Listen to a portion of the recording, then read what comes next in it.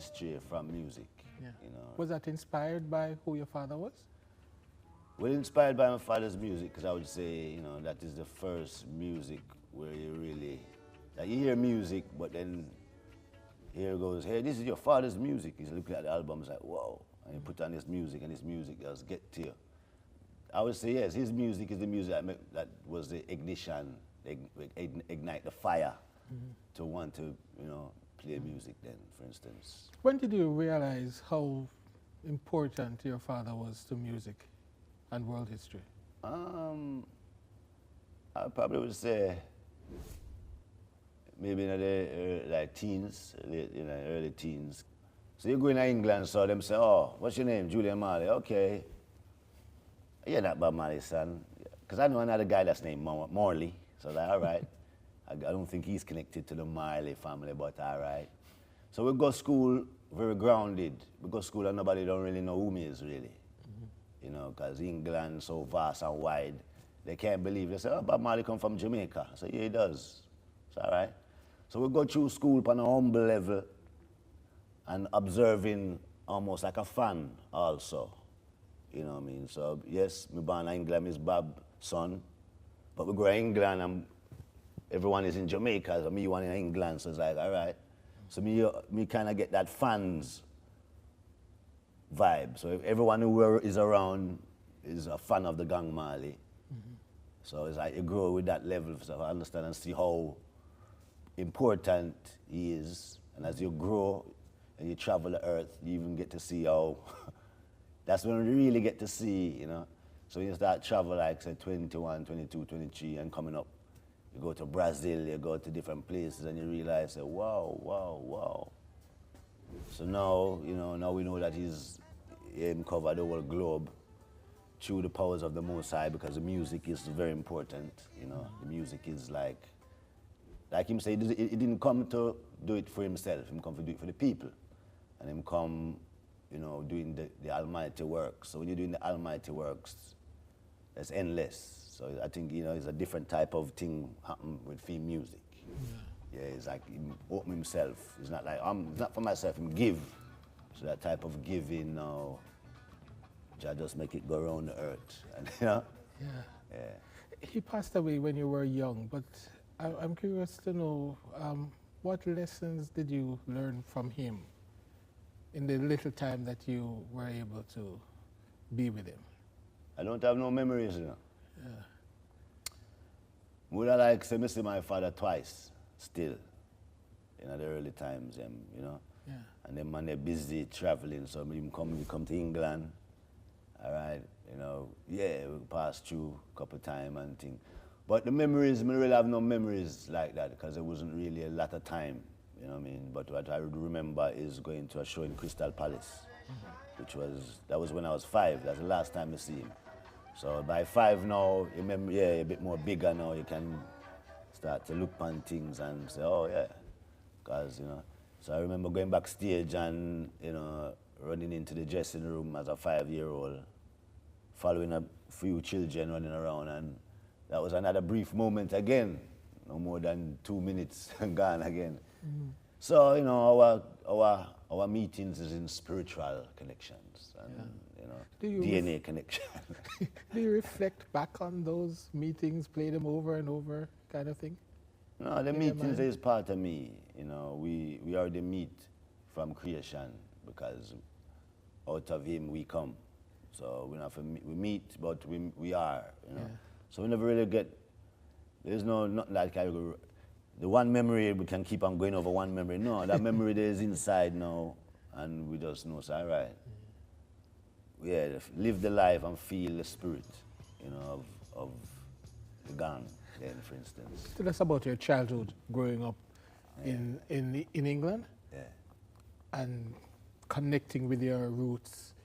First of all, when you're there in England, it's almost like you're almost in Jamaica in those days, because the music, food, culture, everywhere you go is Rasta. And you see people who keep on reminding you of where you want to do and where you're going. So we grow in a time where, yeah, the Jamaican community, West Indian community, everything culture, the reggae music, everything, the carnival and all of these things happening at that time. So we was fully cultured, you know, by just being there. Because we grow with we grow with enough music. My mother played enough music. She have a big record collection, and me spin a record them for me a 6-year-old, scratch the record them and put them on, and scratch. She put the record player up on top of the wardrobe, you know. I up the me gone, watch about record of her play. So yeah, we play this music from a long time in that sense. And so in those days, what kind of records were there? Were they all Jamaican music or they were diverse? Type of music, enough Jamaican music and some. Well, I remember the reggae music. The music that me make sure me put on, you know, yeah, because the connection is made. Reggae music, your father play reggae music. Yeah, this reggae music is the music. So yeah, me just put on any tune, anything that's up top, that comes on. That's what we're putting on the turntable. You know, the top record, wherever the first record in the you know, in the catalog. Yeah. You are a musician. Were you classically trained? Were you trained or self-taught? No. I want to tell you, I went for guitar lessons one time, but it never worked out because I would have said, first of all, I'm in America. This is like when I'm like 14 or so. I'm gonna go for some guitar lessons, but the advancement of the mind and everything, like, me want to learn guitar for write some music. So, from I reach the guitar lesson, they tell me about ping, ting, ting. I said, Bridging, me want to write a tune tonight, bro. You teach me this, which would have been good to learn, but I didn't learn it. But it's like, yeah, because, you know, we're already thinking about writing a song. So it's like, we need someone to show me a chord. Show me this classical stuff and this whole heap of thing where I'm not really like I use solo. Maybe now I would say I wish I did learn it now, because now I could solo some stuff. But that's not the main reason. The main reason we want to learn some, you know, want to write some song. So we didn't work out in the guitar lesson because of that reason. Took too long to play a chord. So now I have to end up go around some musicians now and just start watch them and ask two musicians, hey, show me something. And the man said, here's G. I said, now we're talking. Here's C. And I just look on it, draw it on my book, like stand up in front of the guitar and draw out the thing and write with the finger them there. Go home and practice that. My whole G for like 1 hour. Ring, ring, ring. And that's so we learn. So we learn by observing. Man like China, observing. The whole, you know, any musician will come by, and especially coming to Jamaica in the young ages, them time that you're surrounded by whalers and every all great musicians. So that type of learning we get, hands-on, up front, right there, watching your fingers move.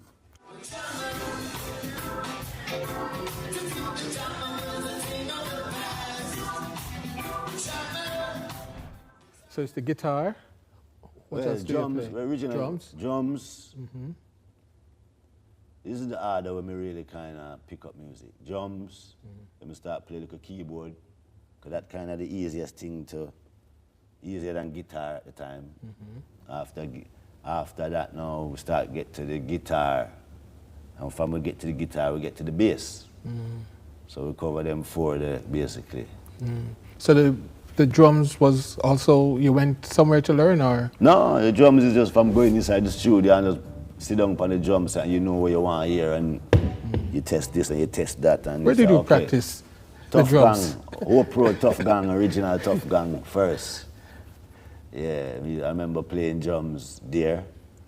And then anytime we get to play drums, anytime I get a holiday from school in England, you come to America, you come to Jamaica, or wherever you go, there's always music. So as soon as I reach, that's my time to, here goes 3 months of music and then no music, then come back and play music. So music, for me was, were you one of those? I couldn't really play music much in England because the opportunity, not much opportunities and, right. you know what I mean. But did you beat up your mother's furniture? we beat up our furniture, man. Yeah, man, what? When I like 11, 12, and then we used to put on the album called Babylon by Bus, man. Say, for instance, every 8 o'clock, certain 8 o'clock at night, once I'm at school in the morning, I start. Yeah, I start by 8 o'clock, yes, and go bed by like 9:30, 10. And I say, all right, how long is the album? X amount of time. All right, what time on the back of the album it say show time? 8 o'clock, 8 o'clock. 8 o'clock, I put on a record, you know, I'm going to sit down. I'm going to have a stool, like a little stool, right here, so. See my hi-hat here, so.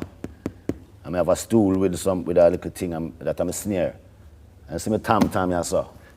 You know what I mean? Them time there's a long couch, so I roll up the whole couch, and my mother said, "Oh, stop beat up my couch." I said, "Yes, mom, but you can't stop me, because the music is every hit."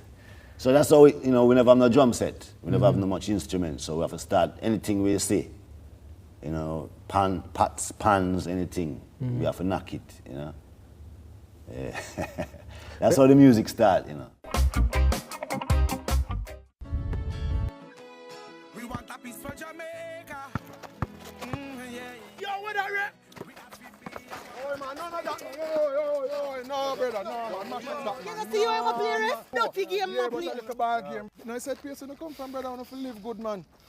I want to live good, brethren. No shake hand, I can play like a bad, brethren. Really have to shake hand? Yeah, man, and no badness, brethren. Just live good, man. Come together as one and make the violence done.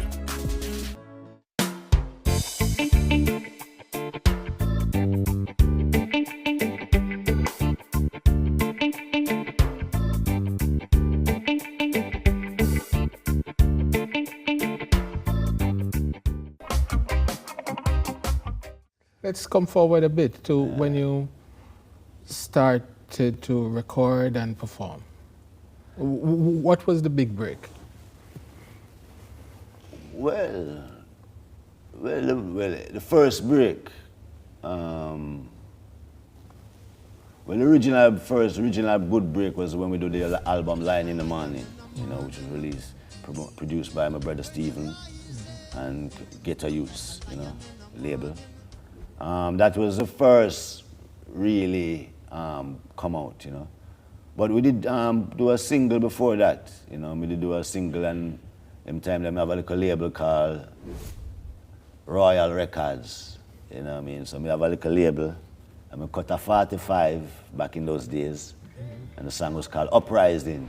I say, get this thing together. No matter what kind of weather, I say, uprising. And you know, you don't know, you look first thing on your own label, so you don't know, you take it around and get a little, see who can play it 2 times. Remember, a great DJ he give me a 1 spin them days there. So yeah, we started with that, you know, putting out a 1 record until we start working. Then we moved from England, come to Jamaica when I was like 17. Start write some song again and can live in the music zone. And we start work on the album Line in the Morning from them time there, you know. Do you have a process, a writing process? Writing process, music. The whole writing process is to get some music playing. So whether it's the guitar, or stringing the guitar, or somebody is playing something on the keyboard. Nowadays you have a track, you can put on a man build a beat and say, put on a beat, yeah. But the process is music, you know. So when I pick up the guitar, you know, you play a guitar, and when something gravitates to your spirit, then you find, say, you know, you get some melody, and you find, say, then your spirit channel into what the whole feeling of earth is, and then you come with a topic. But there's not a way where we can say, hey, I'm gonna write a song about this. No, we don't write, no. What is the inspiration of the day or the night? And, you know, and once you capture that first inspiration, that inspiration can take me 2 months to finish it, or 1 day, or 2 days, or whatever. But for me, you have the initial, now you can say, all right, that topic here, you know, then you dissect it and you know. Do you have like favorite topics or topics that are easier to address? No, really. Our topics are topics where the world need, you know what I mean, which is with that, you know, the music of freedom, the music of, you know, the redemption music, you know, that music. It's not something, but that is what we have been given to do. Yeah. That's the road that we are ordained to roll on, you know, that road of, you know, it's like our father, he could have sing 1,000,000 songs, but Jah tell him, send him special songs to write. So he could write any song, but that's not what you're here for. You're here to put this message together and deliver to the people, you know what I mean? So that's how I see it as, you know, that's how our father music is. And that's the type of inspiration when I grow with from 5, 6, this is the type of music. So by the time I reach here, so yeah, this is what we are doing. Because from 5, 6, we are say Rastaman vibration, positive. You can't shake we as youth. You know what I mean? Yeah. Yeah, we're firm as youth them days there. Do you enjoy fame? Fame? Yeah. I mean, fame is what's fame. Yeah, Fame is know lame. they're Fame is lame. able In to other words, identify I you. like to go places and be in peace. So I am a normal human being. So I like to go somewhere and sit down and enjoy and be relaxed too. So fame means what? You have to get up and take picture, you have to do this, that. Do we know we don't enjoy fame? What we enjoy is love, that universal love of the people. So if them call it that, I don't call it fame, we call it love then. Yeah. You know what I mean? Because we give, the music is for the love, and we don't do it for fame, as we say. Like our father say again, him not do music for money, but since money come with music, well, make the money come with the music. So if you want to say fame, how do I perceive fame? I don't perceive it no way. More than I as a human being. And that's how people perceive people, but I always tell some people, say, we're not an idol. Idol is where God crumble in a door, you know what I mean, in a Jericho walls. So call I inspirator or a motivator, you know. We're not a mad, you know what I mean? Yeah. Yeah. We're not an idol and we're not, no. So we're grounded, you know what I mean, we're grounded. And yeah, in Babylon, thou shalt go desert places to eat thy bread. You know what I mean? And we're jobless. Who is your chief inspirator or motivator? Well, the Almighty is the first inspirator, chief, you know, inspirator. Our family, you know, Stephen first as the musical director from our youth, show the process of music and how to, you know. And then every music, me's a music lover. Me listen classical, me listen every sitting. Me no have no partiality. Cause music is, you know, music is like the ear. It's like nature to me. So I listen to music without words, and then I bring in the words. Cause music without the words is pure, you know. So I'm inspired by every music, you know. It depends on what. Not that you like every song, but you have certain music or certain song that something touch you, and you don't even know what it is, but you say, yo, I like that melody or whatever it is. Yeah. So, yeah, we like good music. Do you have a favorite artist? No, not in these times, no. I listen to too much music, and you have too much music and vast, you know what I mean, Lord Kitchener. I went way back. I mean, we have a whole vast catalog of music and people who we love. I mean, you know, King David is my favorite. Yeah, is my greatest. You know. I was asking because I realized you did a sort of John Holt song. Yeah. So I was wondering, what is the relationship with you and John Holt? Well, I call him Uncle John differently, you know, because for me, a youth, I always find myself somewhere around him, and Dennis Brown. Dennis Brown too. We can call them on the Uncle D. Because we got them on the yard and them on the treat like him own son, children, because the respect and love for the gang. So I go to Dennis Brown house, I go to John Holt house, you know. So we kind of grow, not regularly, because you're a little youth, so how much can you really come and talk to these big? You can't more than, yo, I go on youth, bless up. I mean, them type of way there, but that type of thing, you know, me can know, say, yeah, me know these teachers, you know. And Doing a song, I've never really done a song like that yet. It was brought to me, you know, we released an album called Colors of Royal, you know. And within that album, that song, Tide is High. The tide is high, but I'm holding on. I'm gonna be your number one. You know, we did that song for that album. That song was brought to me by a producer, you know, Alex Santias, who produced the album. And it was his idea, really. So he brought the idea to me. Yo, I have this John Holt song. I would love you to sing it over. I was like, yeah. I never thought about that yet, but yeah, man. I mean, yes, I could do it. His brother, his Uncle John, we can do it.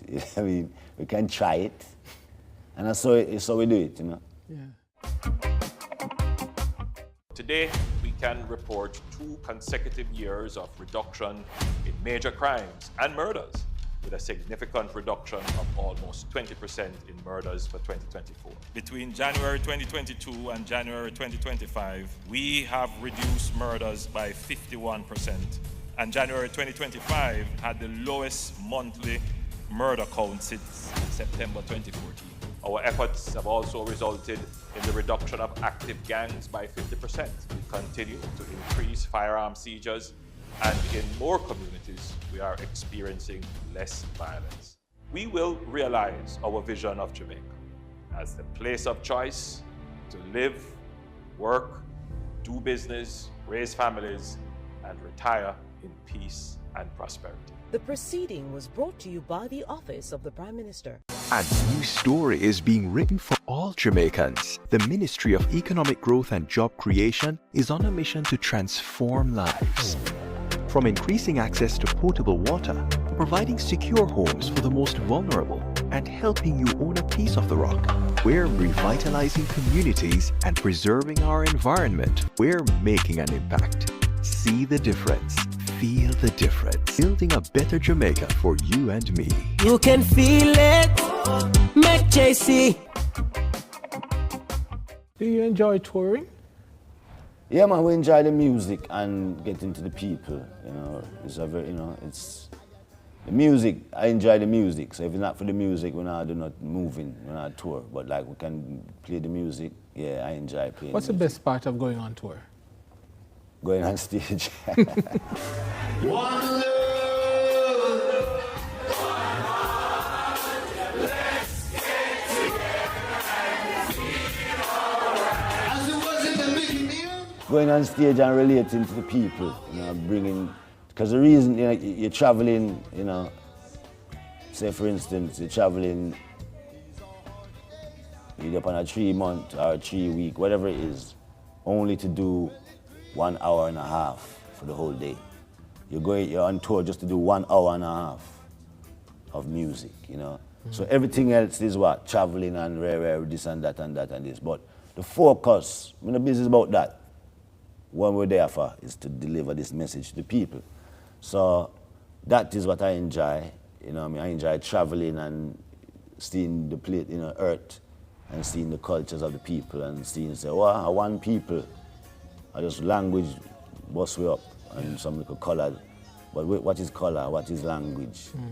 See the man I laugh there, see the man I feel the music there, just like we do anywhere else in the earth. So we find out there's one earth, one people, and that is the enjoyment of, you know, traveling really. Yeah. Are you struck by the reaction, the reception that you get for your music? Struck? Yeah, I mean, why would you be struck? Some people are a little bit in awe when they haven't quite realized how much people appreciate it. Well, it is a very overwhelming spiritual feeling, and that is the satisfaction of the whole thing when the message reaches the people and you can see the joy of the people. That gives me joy, and that makes it, it's almost like, say, yes, mission accomplished on this zone, you know what I mean? So you definitely get a great, yeah, it's a rewarding feeling when you reach the people. Because it's not like where I reach them with some little jump, you know, some little thing where I reach the people where the people them need things to survive. You know what I mean? This music is going to help you go through the day with all of the confusions and the this and the distractions where I pull you here and pull you there. this music come for center you and balance you. So it's like a thing where it's like medicine. So when you see the people them get this medicine, you feel great, you know. Which song gets the greatest reception? I don't know which song really gets the greatest reception, really. I would have asked the people them that, you know, but for me, it's like, which song do you give your all to?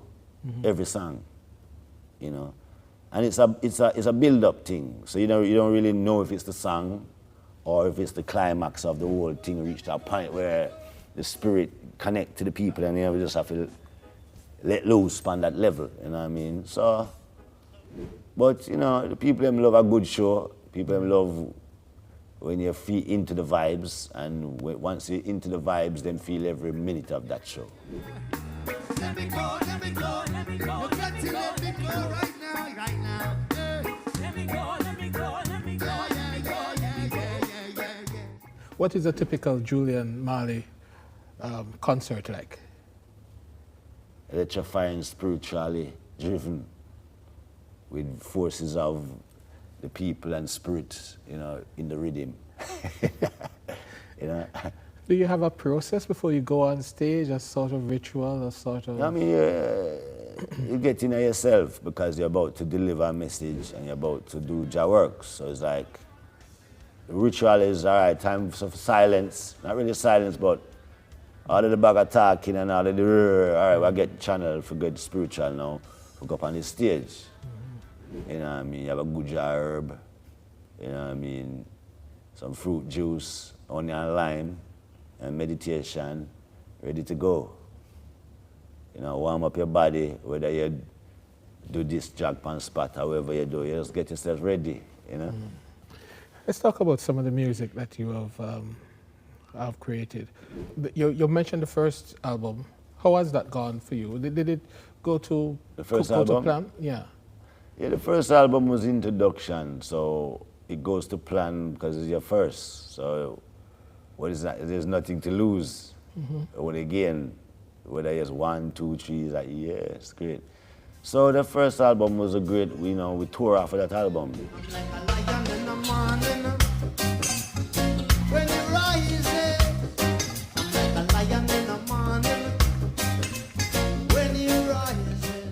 So that is a great, you know, introduction, as we say again, and it's a great. It's your first album, so you have to just be like, yo, is this the greatest thing I've ever done so far? And then the follow-up? Yeah, the follow-up was quite a number of years later. Album called Time and Place, you know. So we used to do albums, beer albums, you know. Well, not beer albums, but we have about, this would probably be about, it's probably the 5th album in my career. It's not that much, it's not really much, you would expect, say. But like we say, we don't do music just for that, just for like, oh, you know, we do music. In those days, it was as the music comes, as it goes, you know. So Time and Place, then we had about Awake, As I Am, Colors of Royal, and then, you know, soon again, some more music again. By soon, what you mean? By this year, coming up right now, we'll have some more, a next project coming. That sounds good. Yes, why was there such a big gap between the first and the second one? Well, you know, it was like, I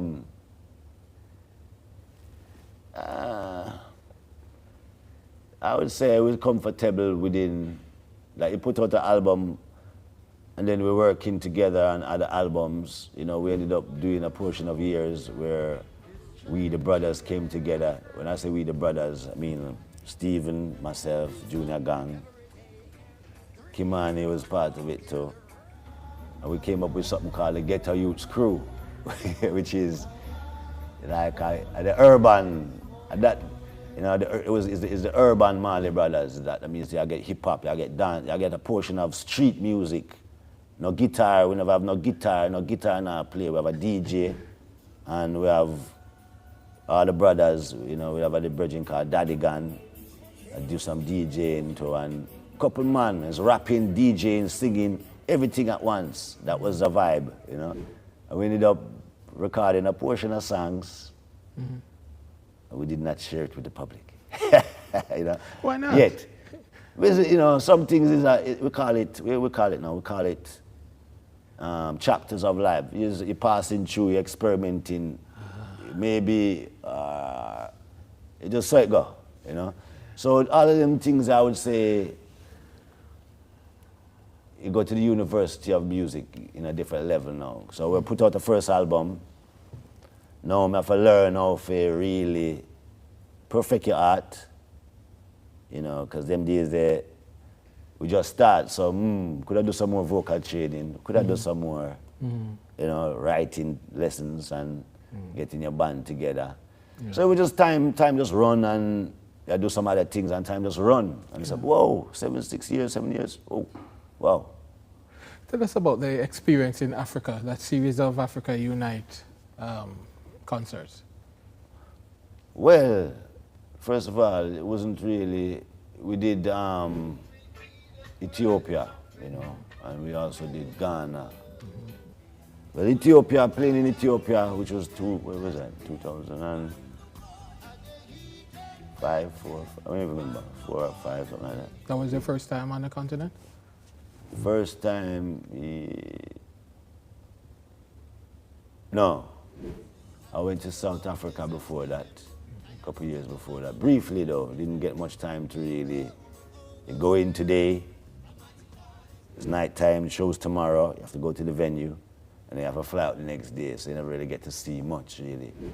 But when I went to Ethiopia that time, you know, it was real. That was the first time being able to really look and experience some of, you know, being of Africa then, and especially being Ethiopia. That's the best place to be first. One Ethiopia, one love, one Africa. Right? Yeah, man. Yes. So being there, and you know, that feeling, that inspiration, that is only something you would have to go to feel that vibration.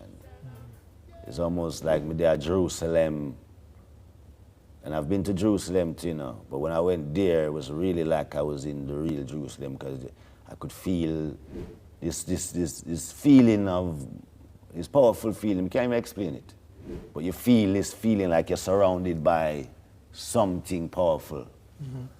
And that's why we say the Almighty, you know, because, you know, I say Ethiopia stretch forth her hands, you know, unto Jah. That means that Ethiopia is a new spot where Jah loves to be. Yeah. That's according to how the scriptures reads, you know. So being in Ethiopia, yeah, you know, going to Shashamani, and going to certain places, you know. Yeah, man. Great feeling. Tell us about the performing for the Olympics in China. What was that experience like? That was a great experience. I mean, going to China, you know. That's the first time I haven't been back yet since that. But that was a great vibe, you know. It was, that also was an in and an out. As in, we came in today, and tomorrow we have three shows in a one day. So we end up not going to the actual Olympics, but watching the Olympics from, because as soon as the race done, that's when our concert start. So I watch the race, and Brother Bolter make the sitting. Yes, and after that, show time, man. That was a great one also, you know, and supporting and representing Jamaica, and you know, yeah, it's a win and win, that one there. Jamaica's currency has a fresh new look. Introducing the new $50 note.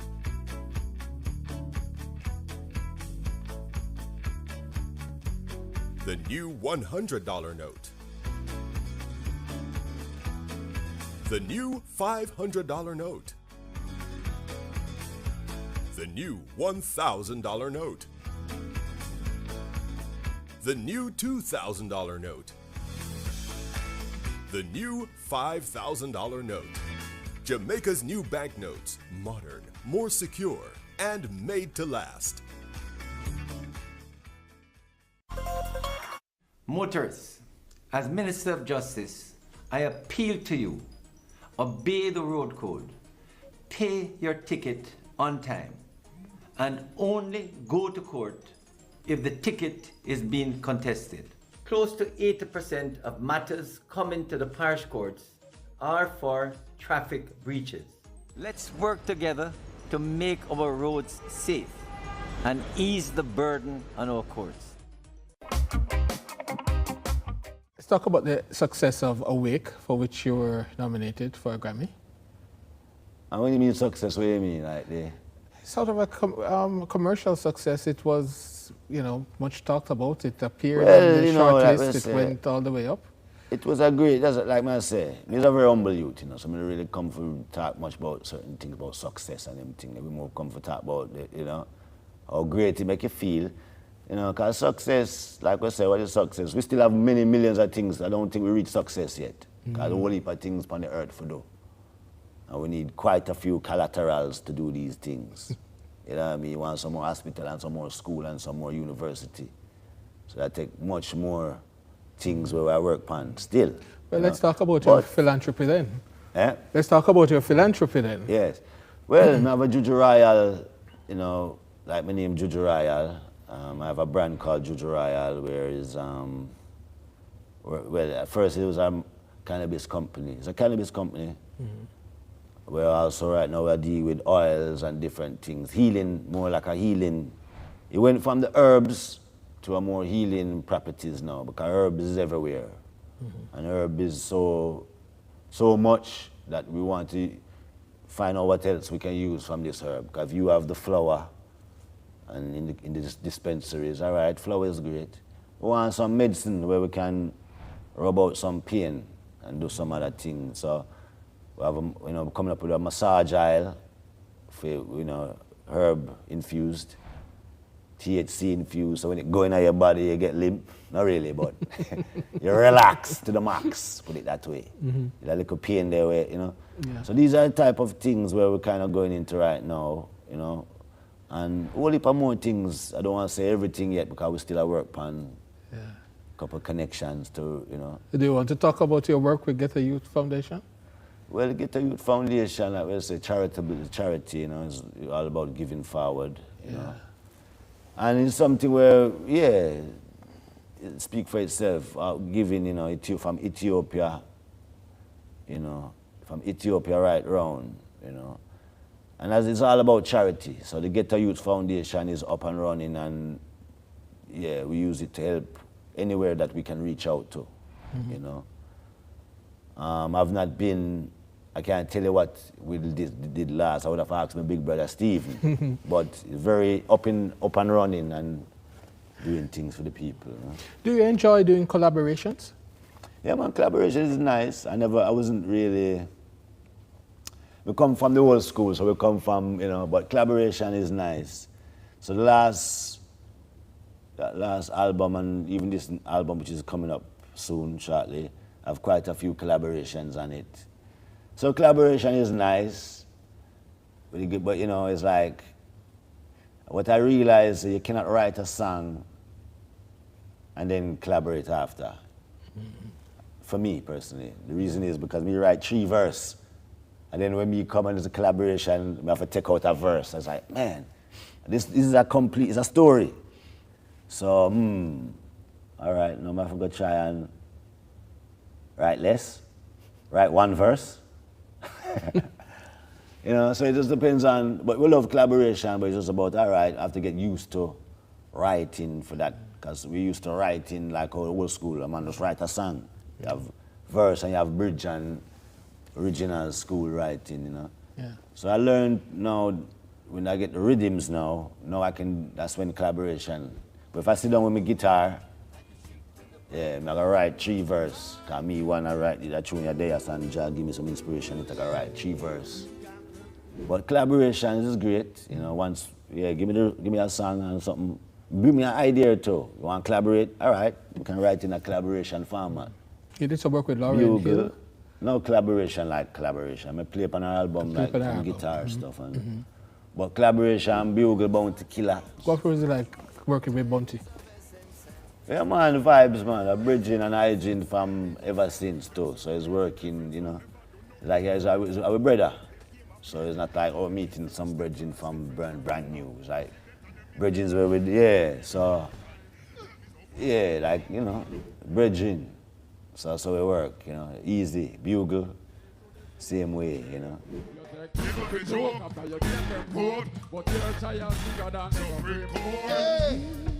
won't play their games. Life is of essence. And even on this new album, we have a few ones to, you know, I'm not going to call no names yet, but we have a couple ones coming up on this new album. It will be coming out later this year. So I would say, you know, collaboration just probably opening up more fully, you know. Now we have to hear some more collaborations, you know. But yeah, man, some greatness to come. Yeah. Yeah. Greatness. Colors of Royal. Well, that's out. That was out now. Yes. But we have a new one coming up. And even that one, I haven't got the title yet, so that's why I don't want to say nothing too much. But I just make the fans know. We could talk a little bit about Colors of Royal. Yeah. You proud of the work? And you Yeah, must man. be very proud of the work. I know you don't believe in, you know, Grammys and so on, but...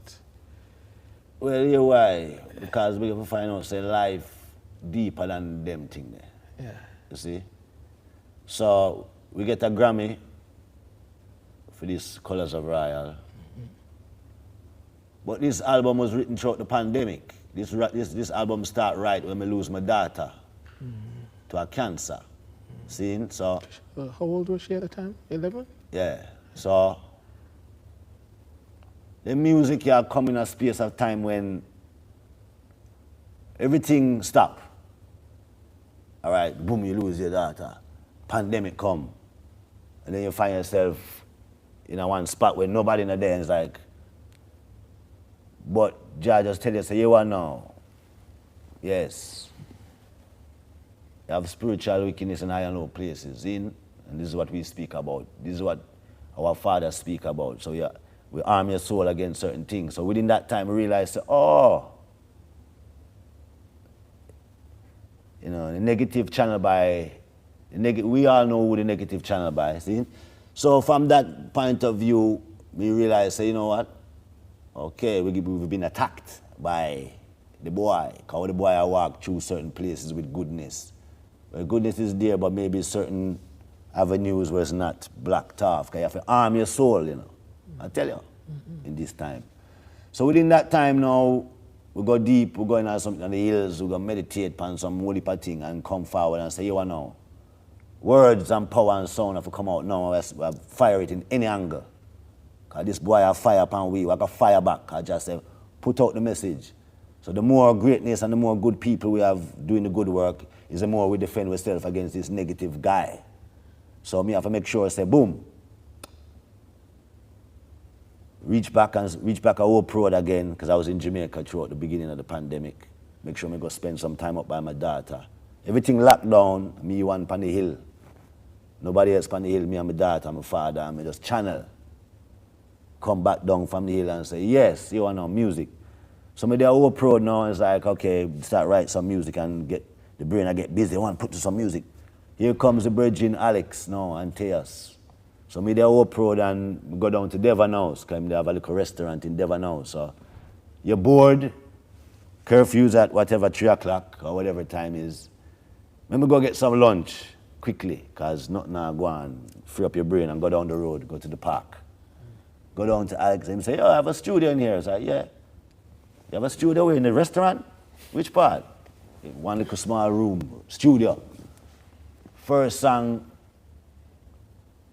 and so it's the outlet. The outlet of music is like, say, all right, I don't have my band, I don't have my reggae musicians around. Play some beats, make me hear. Boom, I like this beat, because I love music. So whether it's hip hop or that.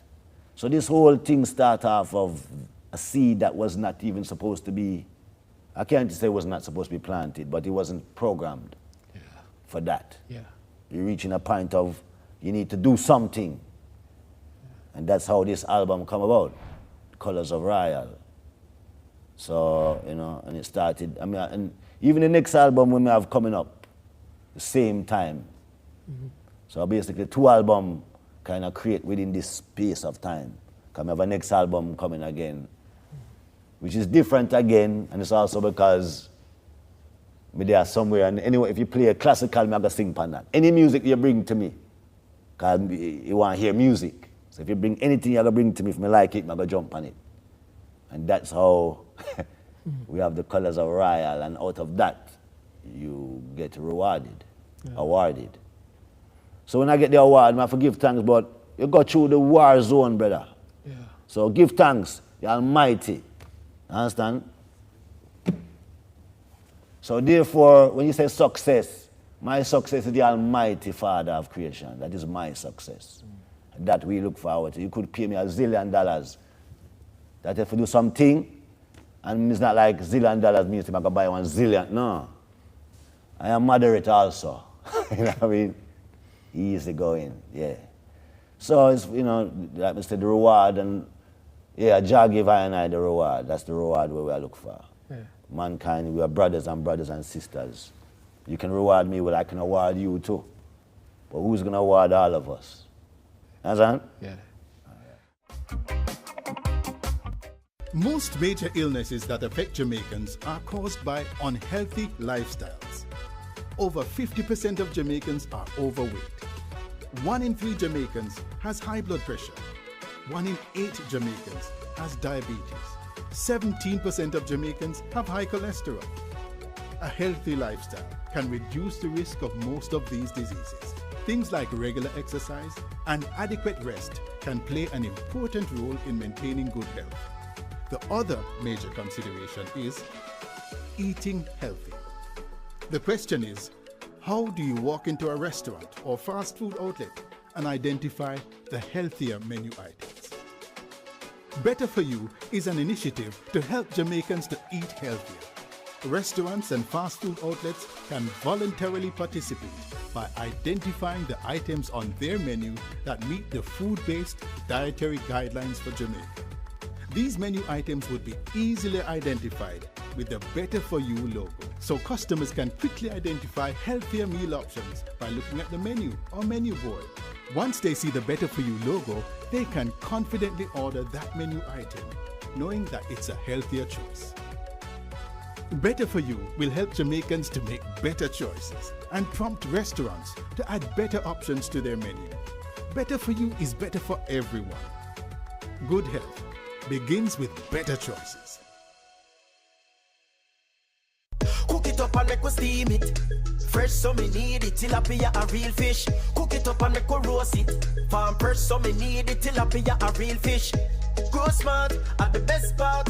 Food for thought so me have to eat smart. Easy catch, fully net. A tilapia so you don't know what's next. Cook it up and make we fry it.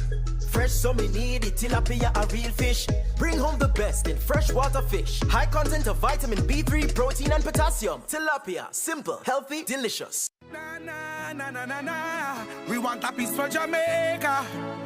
Yeah, yeah. We have to be our brother's keeper. Yeah, yeah.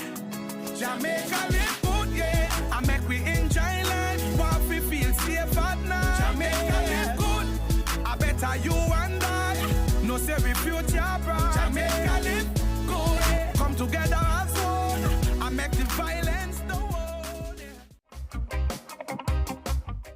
Are you a religious or a spiritual? Spiritual and godly, of course. Yeah, man. Religious. What's the difference? We come from before religion. We come from the world before religion. We come from creation when Jah created everything and that's it. Before mankind say we want to do this and oh you're that, we're that. We come from before that. We come from before them have comb and scissors. We never know about scissors in Adam and Eve days and in Noah days.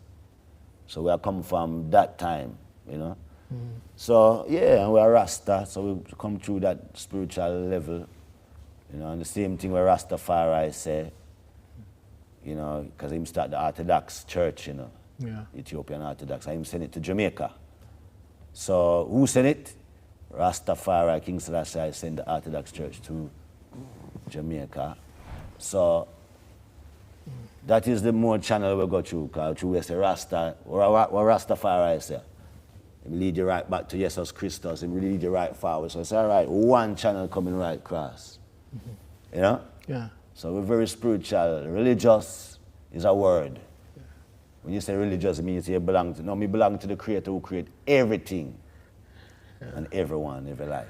What's the relationship with all your siblings? A oneness, man, cross the right cross. There's a oneness. I'm going to give thanks.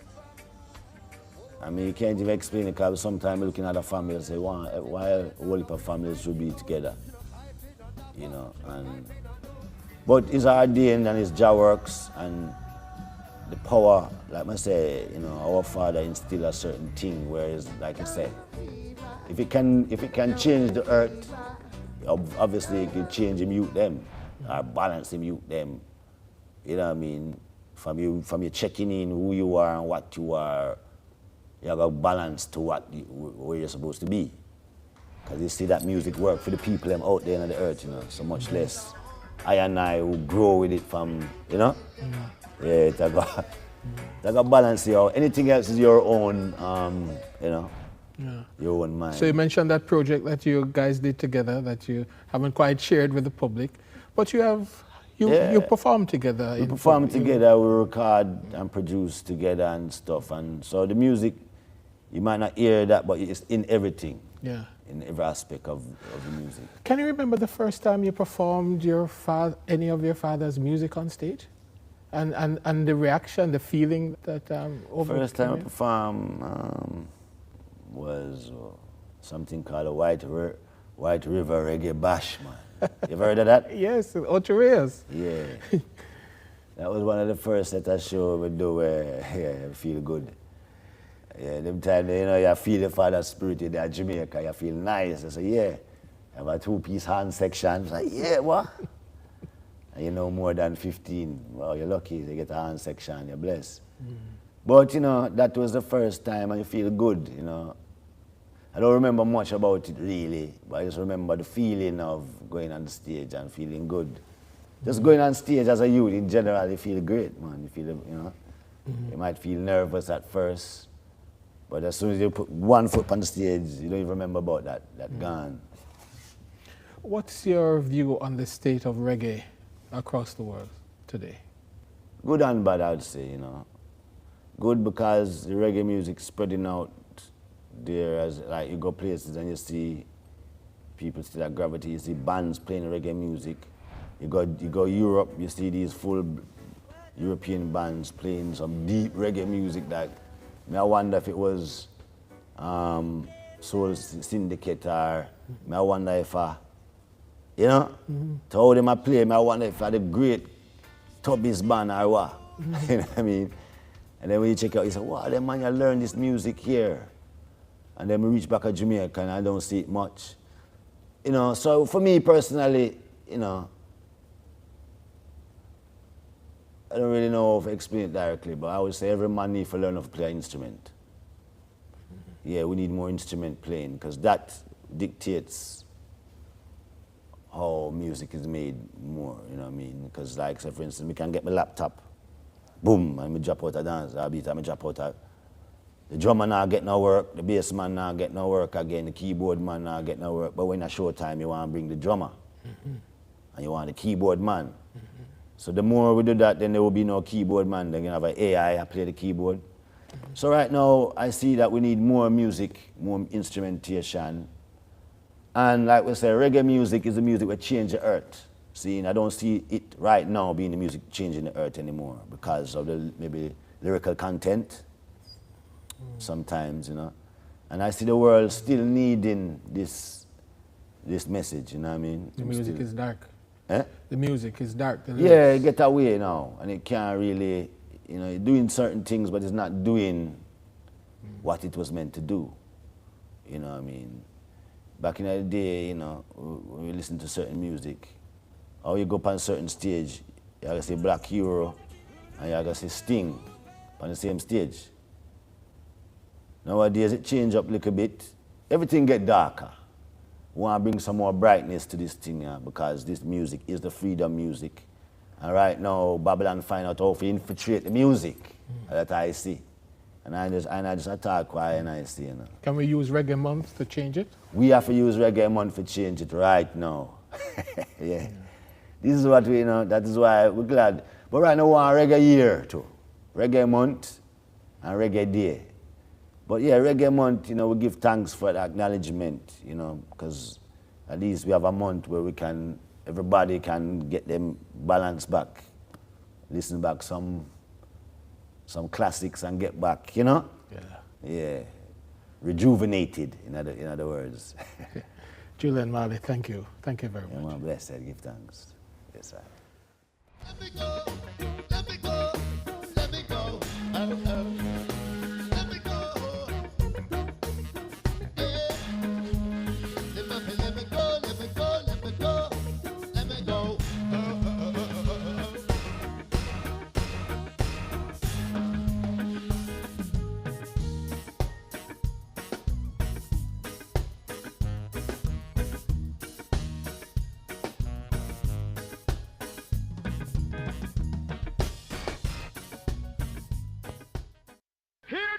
In case of an earthquake and the place starts shaking. Drop, cover, and hold on. Drop, cover, and hold on.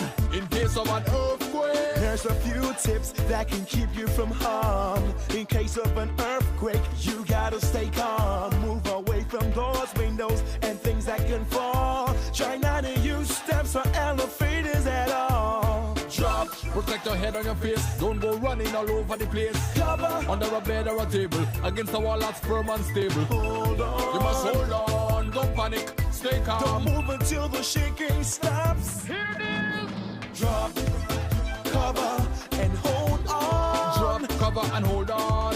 In case of an earthquake. Drop, cover, and hold on. Learn how to protect yourself during an earthquake. Log on to weready.org. That's weready.org for more information. Dengue is ordinarily a mild disease. Persons may get a fever, headache, joint, and muscle pains. The illness is often resolved through rest and adequate hydration along with paracetamol to treat the accompanying fever. However, on occasions, the illness can progress to severe dengue, which can result in organ failure, bleeding, and severe fluid depletion that can lead to shock and even death. Therefore, it is important for persons who are experiencing fever, vomiting, severe abdominal pain, bleeding under the skin, feeling very weak, or getting confused to seek immediate attention. Let us work together to protect ourselves against dengue. Jamaica Eye is part of an island-wide network of camera surveillance systems designed to increase the safety of you, our citizens. If you have a camera system outside your home or office facing a public space, join us in helping to make Jamaica a safer place for all. Log on to jamaicai.gov.jm today. Jamaica Eye, we're all connected. The Ministry of National Security, creating a safer and prosperous Jamaica.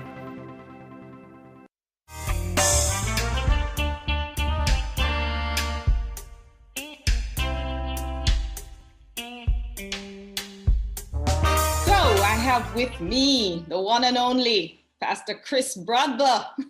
How are you today? I am good. I'm good. Thanks for having me on in your great program. Sure. Appreciate it. Taking a little break and getting some time to actually write. Indeed. Yeah. I'm up in Florida, and actually, I got COVID. Came up here to Florida and got COVID. I don't know what strand with it was, Delta or what. But it had me knocked down for at least 30 days. Every time I went to get tested, it came back that I was actually positive. I had COVID. And so I ended up, locked away in quarantine for quite a while and made good use of the time. It's hard to say. It's hard to say, but I kind of had a good time. You know what? It's hard to say, but sometimes you have to be locked away to produce this stuff like what you're producing now, like this very, very controversial book called So You Want to Be a Wife, which I have to tell you, I was laughing and I was in tears. It's quite a bit of it. Yes, having been a wife myself more than once. I was able to identify with so much that's in the book, and I'm sure that you've had a lot of clapback and a lot of, you know, controversy over the stuff you've written. But before we get to the book, hold on, we'll come back. Tell me a little bit about Chris Broadwell. Where are you from? Well, I gave my life to the Lord when I was 18 years old. You know, I was as my dad would say, a wandering soul. You know, before that, I was all over the place doing a lot of stuff, chasing girls and parties and fast cars and all of that stuff, and ran into a friend of mine from Woolman's, and I knew he was a popular guy in school, and heard he had given his life to the Lord. You know, how could he do such a thing, you know, and ruin something great that he had, you know, because he was very popular and he would DJ and all of that. And so I had to find out from him, why would he give up such a promising, you know, opportunity to have so many women at his feet, you know, because all the high school barbecues and so on, he was the thing. And he told me he gave his life to the Lord. Wow. And so I said, you know, what in the world, you know, you'd throw that all away for, and why? And he said, you know, this life is so much better. I'm having so much more fun. So I had to investigate for myself how we could be having more fun in this thing called Christianity. And so I followed him to church and gave my life to the Lord at 18 and never looked back. And I've been serving him since. You know, I've pastored in the inner city in Jamaica, pastored 2 churches in Barbados. We launched one in Bridgetown, Barbados. And I was up there in St. Michael with another church called Revival Time Assembly for 5 years. And I've been serving, just serving. But you know what? We need to talk about the book, right?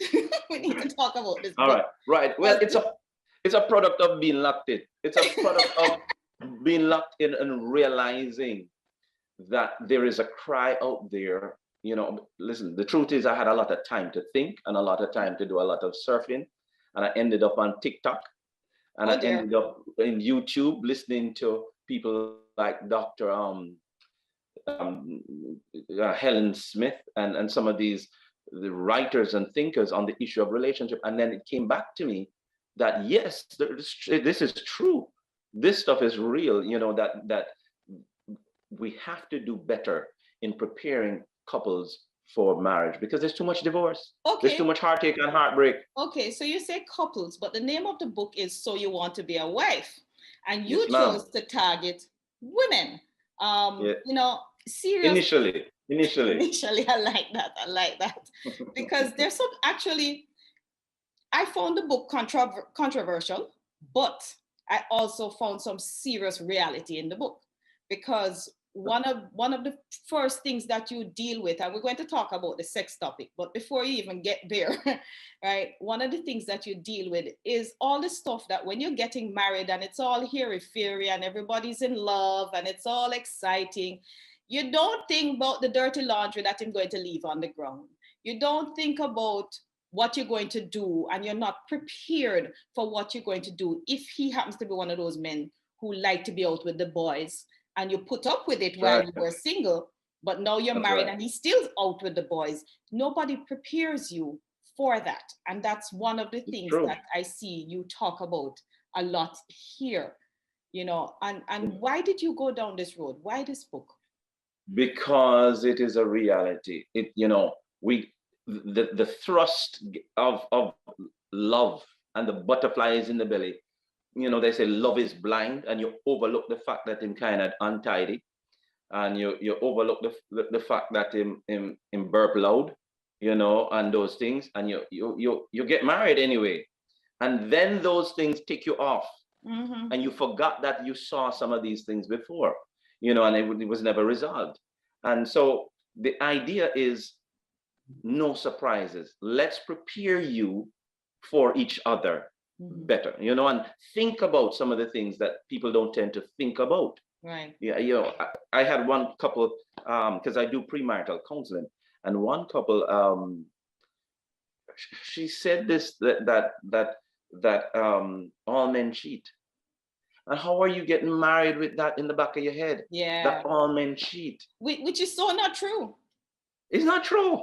I know that's not true. I know that's not true. But she's getting married with that in the back of her head. So she's expecting it. She's expecting it. Which means she's going to be looking for it. And figuring that he's doing it. So how do you start there? And the Bible does tell us, naturally, you have a man and you have a woman, there's going to be sparks because it's two different types coming together. Right. So finding synergy is going to be difficult, but it's possible. And our role as counselors, as pastors, in trying to help young couples is to remind them to think about the things that you don't tend to think about. What happens if he gets sick and him can't work for a year, for 2 years? What are you going to say? Is that no good man? And sickness don't have to be only physical health, something wrong with him. It can be emotional, it can be psychological, something wrong with him. Can be mental. He could be depressed. You could be depressed. So all of these things we try to ready. I mean, it's an easy read on purpose. It is a very easy read. It's a small book, but it's a very easy read. Yeah, if you're not inclined, and to tell you the truth too, why I started with the girls, putting this out first. Girls tend to read. I find they read a little more than guys. We guys will watch a video. We will go on TikTok or we'll go on YouTube and we'll watch things and watch a movie. But the girls tend to read a little more. They'll sit down and they'll read through. So I started there.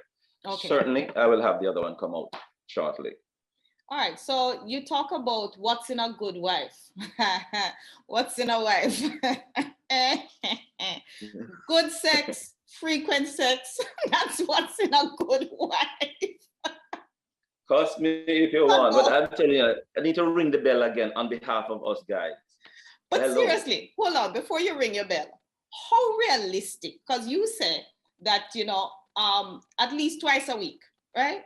You and I was having this conversation. Now, how realistic is that 20 years down the road, 15 years down the road? When it get, let's face it, let us be realistic. Since we're being real and your book is being real, let's be real. You've been with the same person for 15, 20 years. There's nothing new, nothing exciting. You've tried all the new and exciting things and you've... No, miss, I beg to differ, please. Please and thank you. I beg to differ. No, I know couples that 20 years, 30 years down the line, it's still fiery and good. And I love to see them. One particular couple comes to mind right now. You see them together, it looks like they're boyfriend and girlfriend, and they're married over 30 years. Yeah, but the sex part me I talk about, because yeah, but you can see the signs. You can see the signs, that they're still touchy, feely with each other. And you realize that, that romance will translate into the bedroom. So the imperative is to find a way to make it work. There are different people who write, different things, as you would have heard me allude to.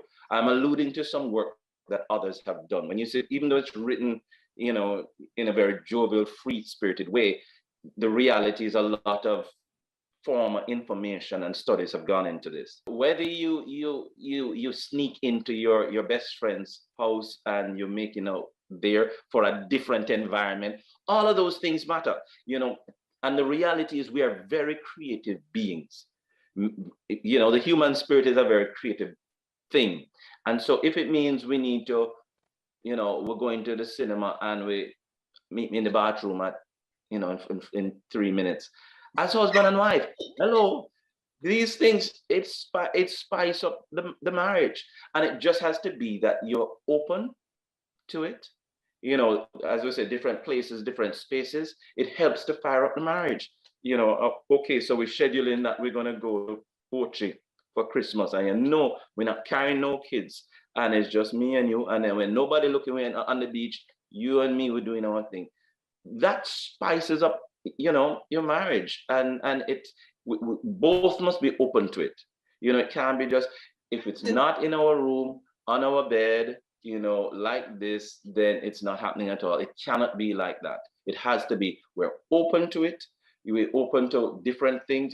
In the book, I refer to again another book, the Kama Sutra thing, but I don't recommend any religious adherence to any, I'm just saying people look at it and have seen that there are multiple things you can do in sex. It doesn't have to be because you're a Christian, it's missionary, you know, in keeping with your faith. Okay, so because I know you get clapback.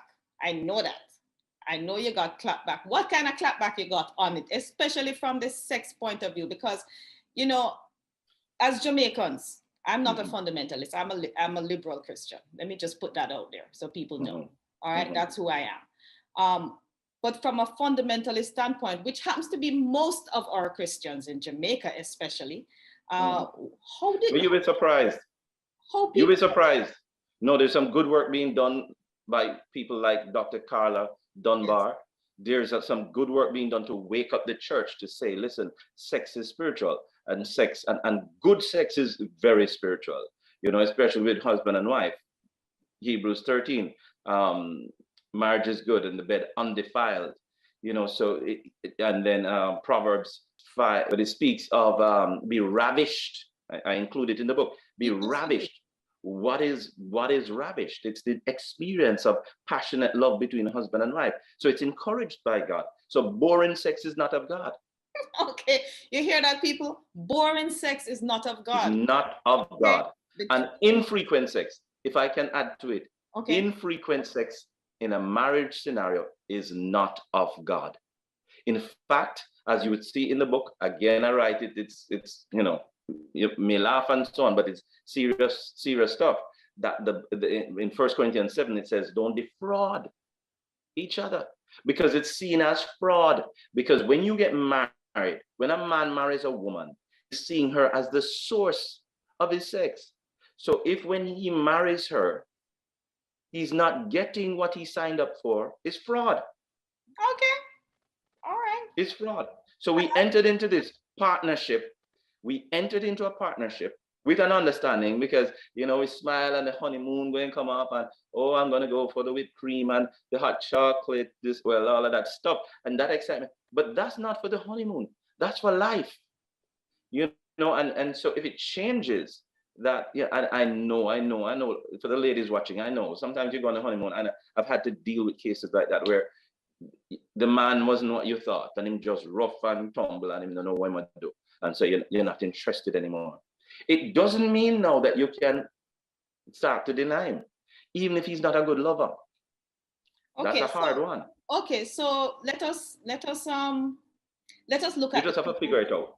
The people who have challenges. So there are. You mean health challenges? Or mental, or just other challenges. You have. So that's different. Situations. So that's different.